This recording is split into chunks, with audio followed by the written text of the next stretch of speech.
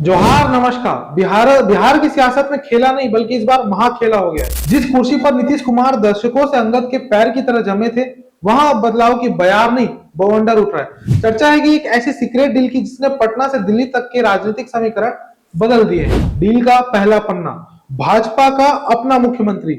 सालों तक छोटे भाई की भूमिका निभाने वाली भाजपा अब बड़े भाई के अवतार में है।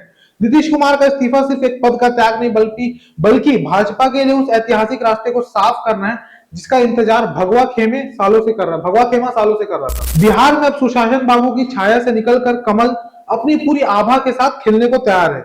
लेकिन रुकिए, ये डील सिर्फ सत्ता हस्तांतरण नहीं है।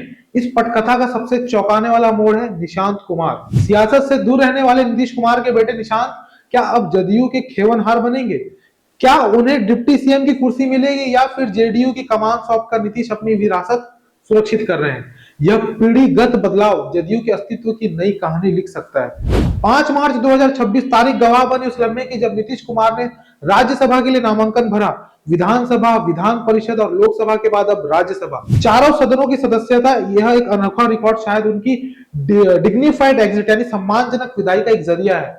बढ़ती उम्र, स्वास्थ्य की चिंताएं और केंद्र में मार्गदर्शक की भूमिका। क्या भाजपा ने नीतीश को सॉफ्ट लैंडिंग का ऑफर दिया है? सबसे बड़ा सवाल अभी भी हवा में तैर रहा है। क्या यह डील जेडीयू के अंत की शुरुआत है या नई मजबूती की? राजनीतिक गलियारों में सुगबुगाहट तेज है कि भविष्य में जेडीयू का भाजपा में विलय भी हो सकता है।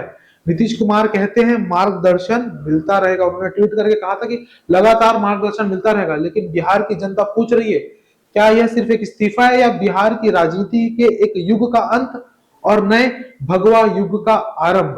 जब जब लगता है कि हम बिहार को समझ गए हैं तो बिहार हमको झटका देता है। ये एक फिल्म का डायलॉग नहीं, ये एक सच्चाई बनकर उभरी है, क्योंकि बिहार की मिट्टी में राजनीतिक हलचल लगातार बने रहती है। पल पल की अपडेट के साथ मिलेंगे। बने रहिए नई दृष्टि बिंदु के साथ। जय जोहार, जय छत्तीसगढ़।